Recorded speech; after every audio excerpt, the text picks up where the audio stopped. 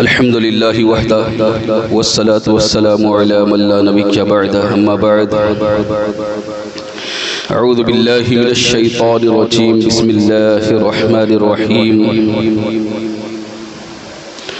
هدى للمتقين الذين يؤمنون بالغيب اللهم نور قلوبنا بالقرآن وزكن أخلاقنا بالقرآن وادخلنا الجنة بالقرآن ونجنا من النار بالقرآن ربنا افتح بيننا وبين قومنا بالحق وأنت خير الفاتحين صدق الله العظيم وصدق رسوله النبي الأمين الكريم ونحن على ذلك لمن الشاهدين والشاكرين والحمد لله رب العالمين بادئ توحید کے مت والو غوث اعظم کے جانثارو، آئیے کچھ عرض معروض سے قبل ہم اور آپ مل کر آقا نامدار مدینے کے تاجدار امت کے غمخوار شاہوں کے تاج آقاؤں کے آقا ہم غلاموں کے محسن یتیموں کے سہارا بے آسروں کے آسرا بے خانماؤں کے ماوا غریبوں کے محب مسکینوں کے ساتھی مساوات کے حامی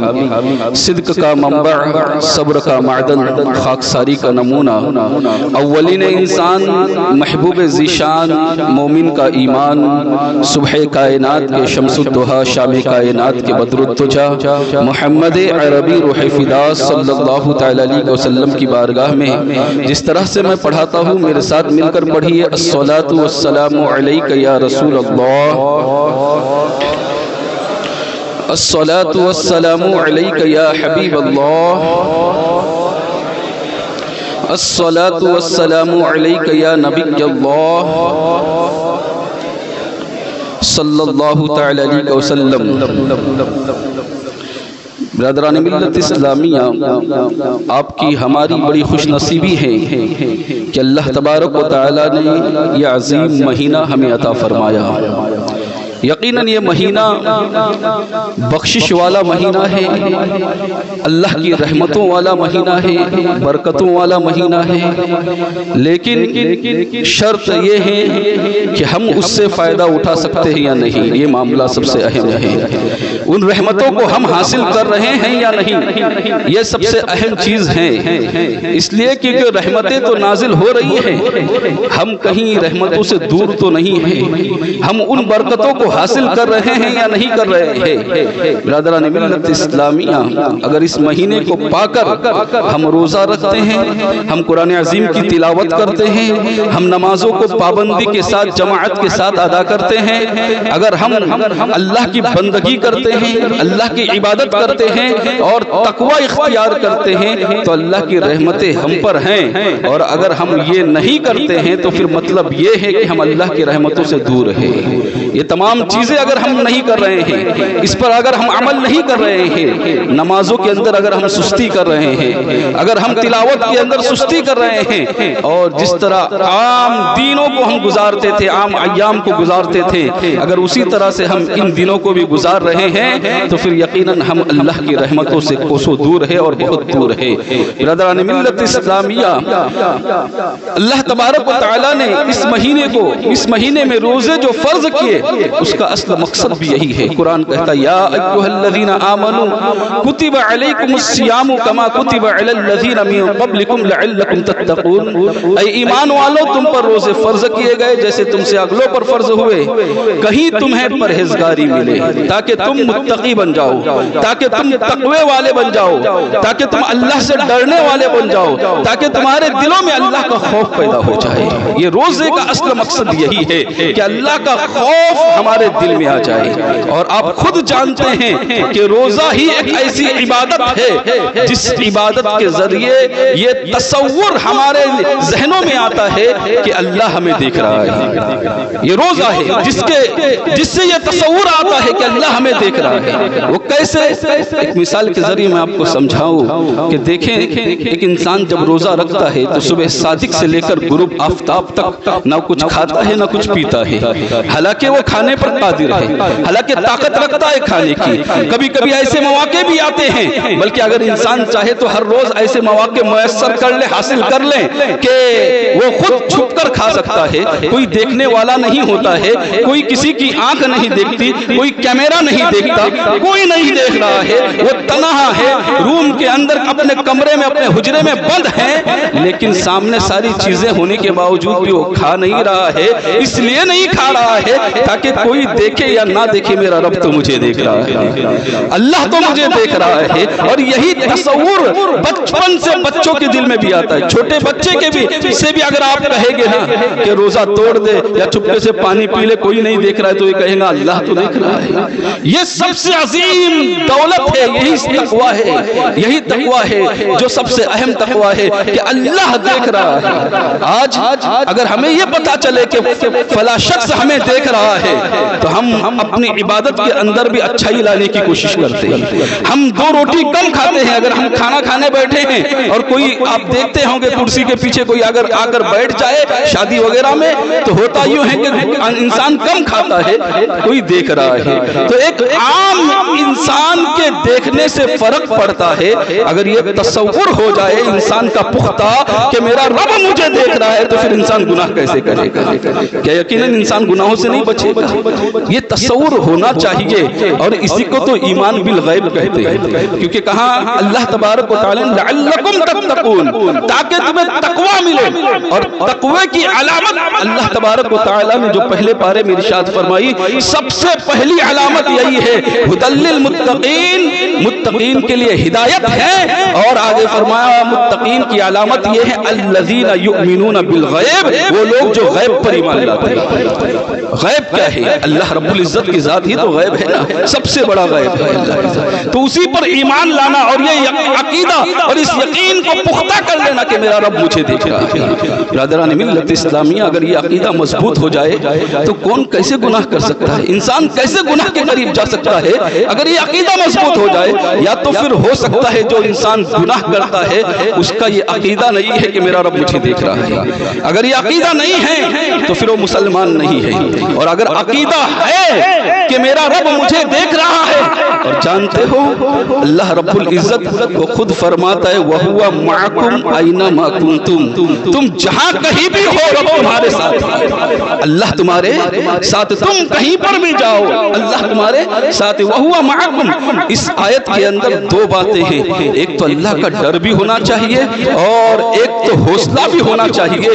اس لیے کہ حوصلہ اس بات کا کہ اللہ نے کہا کہ وَهُوَ مَعَكُمْ أَيْنَمَا كُنْتُمْ، تم جہاں کہیں بھی رہو اللہ تمہارے ساتھ ہے.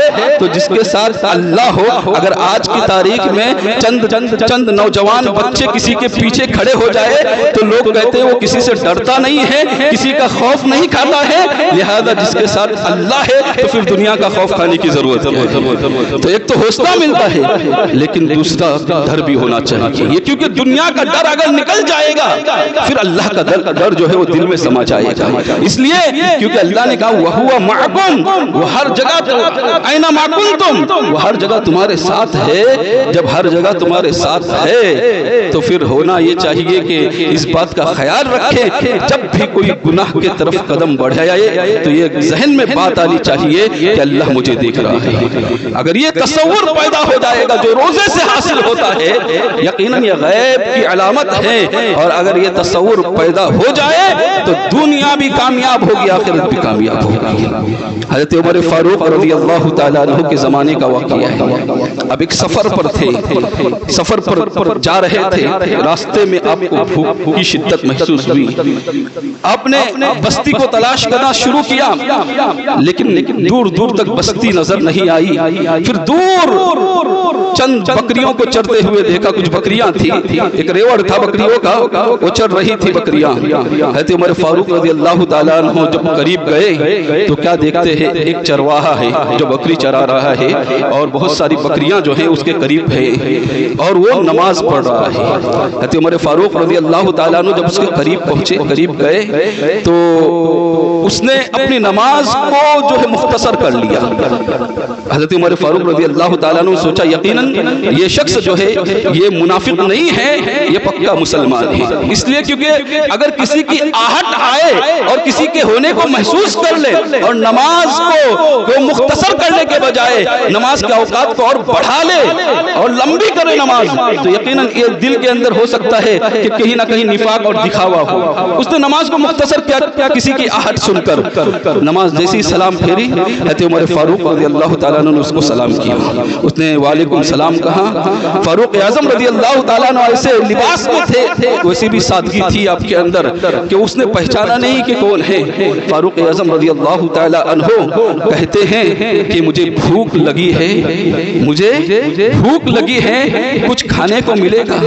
تو اس نے کہا کہ میرے پاس کھانے کے لیے مسافر ابھی کچھ بھی نہیں ہے۔ فاروق اعظم رضی اللہ تعالیٰ عنہ نے کہا اتنی بکریاں ہیں، کوئی تو دودھ دیتی ہوگی، ایک پیالہ دودھ کا ہی پلا دے، ایک گلاس دودھ کا ہی پلا دے۔ اللہ اکبر۔ اس نوجوان چرواہے نے کہا کہ وہ میں نہیں پلا سکتا۔ پوچھا کیوں؟ کہا یہ بکریاں میری نہیں ہیں، یہ بکریوں کا مالک میں نہیں ہوں، بلکہ میں تو چند روپیوں کے لیے میں ان بکریوں کو چرا رہا ہوں، اس کا مالک تو کوئی اور ہے، اس کی اجازت کے بغیر میں یہ بکری کا دودھ نہیں دے سکتا۔ اللہ اکبر۔ یہ ہے اللہ والے، چرواہا ہے لیکن اللہ سے ڈر کتنا ہے، دیکھو خوف کتنا ہے۔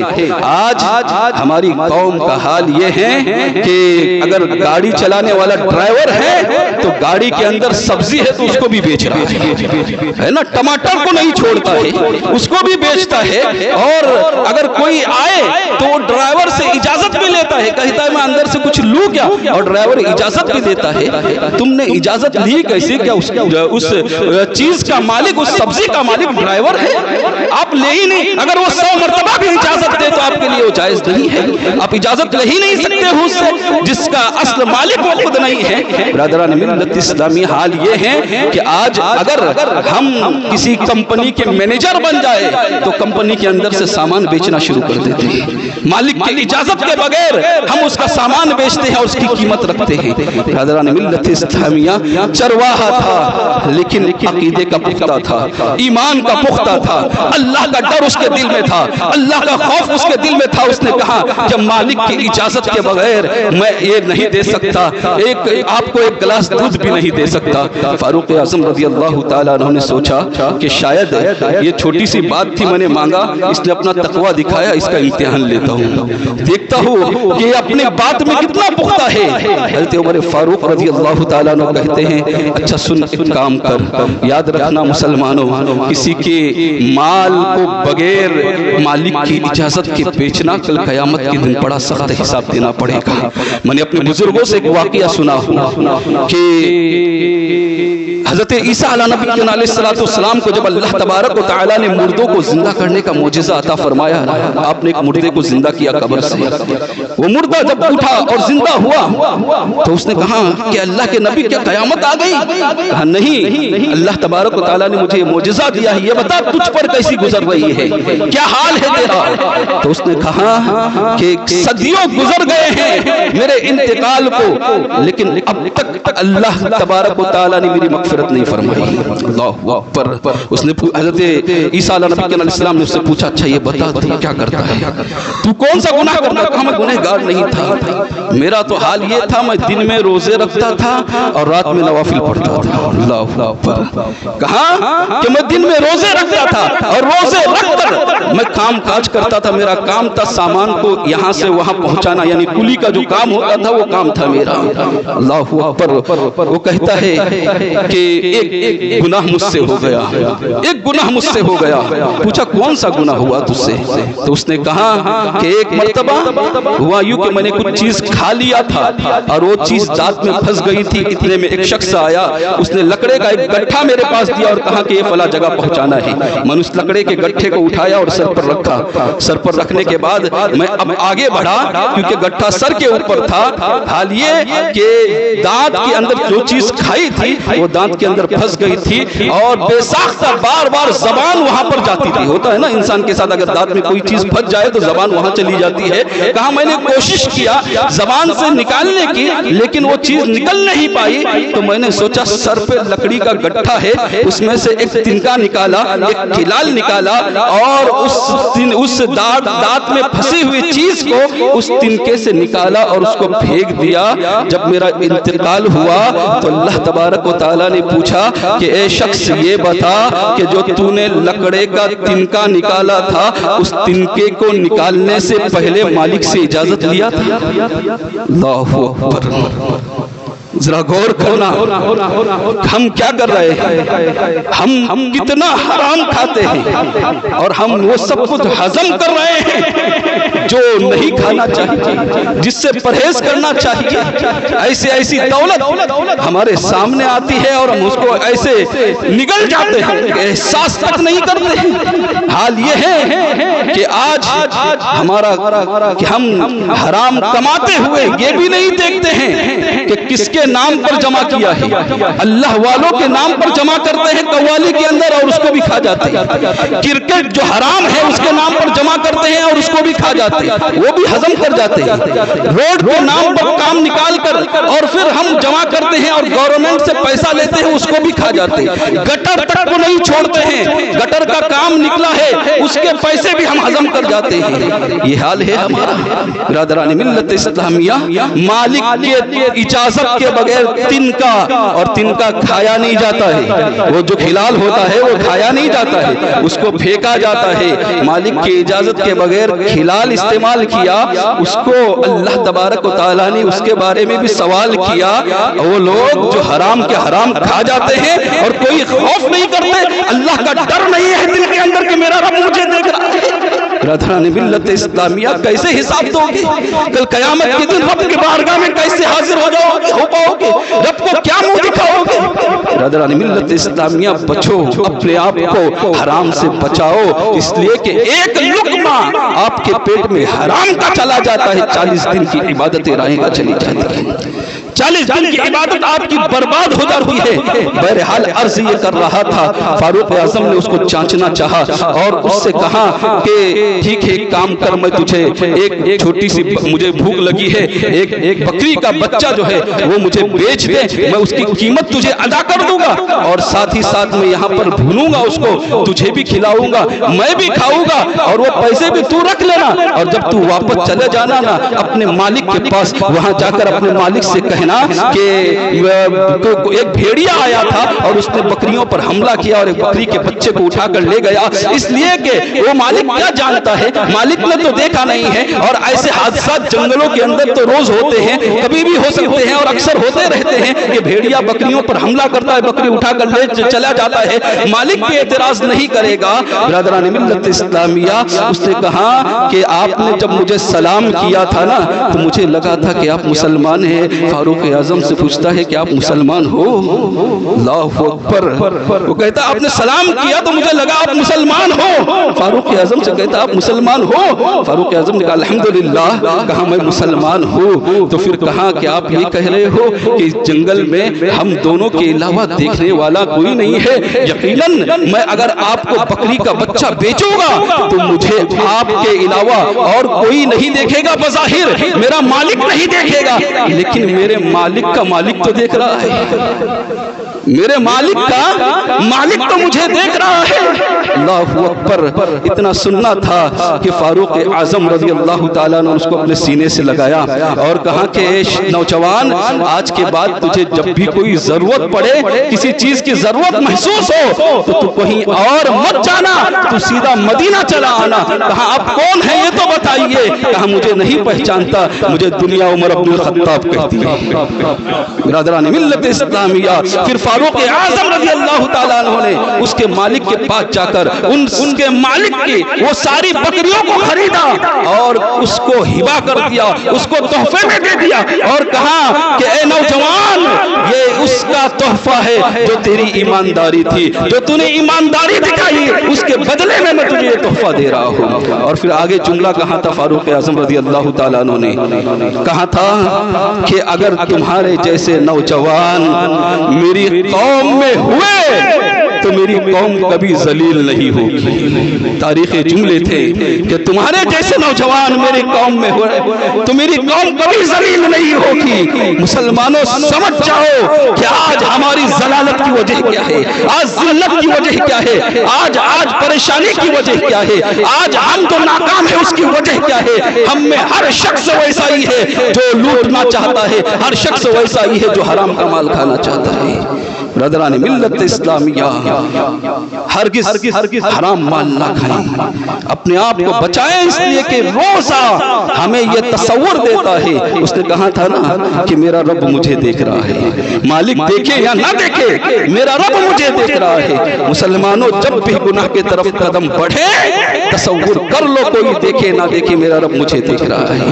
اگر یہ تصور آ جائے گا انسان کے دل میں تو پھر میں نہیں سمجھتا کہ کوئی گناہ کرے گا۔ ہو سکتا ہے کیا ممکن ہے کہ انسان چوری کر رہا ہو اور اس کا یہ تصور ہو کہ رب دیکھ رہا ہو سکتا ہے چوری کرے گا۔ انسان نماز چھوڑ رہا ہے اور تصور کرے گا کہ رب دیکھ رہا ہے۔ یہ روزہ ہی ہے جس سے یہ تصور پیدا ہوتا ہے کہ میرا رب مجھے دیکھ رہا ہے۔ تو وہ رب جو تمہیں روز رمضان کے مہینے میں کھاتے اور پیتے دیکھ رہا ہے، اس کے ڈر سے کھانا اور پینے کو تم ترک کر رہے ہو، چھوڑ رہے ہو، تو کیا اس رب کے دیکھنے کے ڈر سے ہم گناہ کو نہیں چھوڑ سکتے؟ مسلمانوں گناہ کو چھوڑ دو اور یہ تصور پیدا کرو، اور روزے کا اصل مقصد یہی ہے۔ قرآن کہتا ہے لعلکم تتقون، تاکہ تمہیں پرہیزگاری ملے۔ انشاءاللہ اسی موضوع پر اگلے ہفتے گفتگو ہوگی۔ اللہ تعالیٰ سے دعا ہے جو کچھ بھی میں نے کہا اس میں غلطیاں خامیاں ہو گئی ہوگی، میں استغفار پڑھتا استغفر اللہ ربی من کل ذنب واتوب الیہ وما علینا الا البلاغ۔ السلام علیکم ورحمۃ اللہ وبرکاتہ۔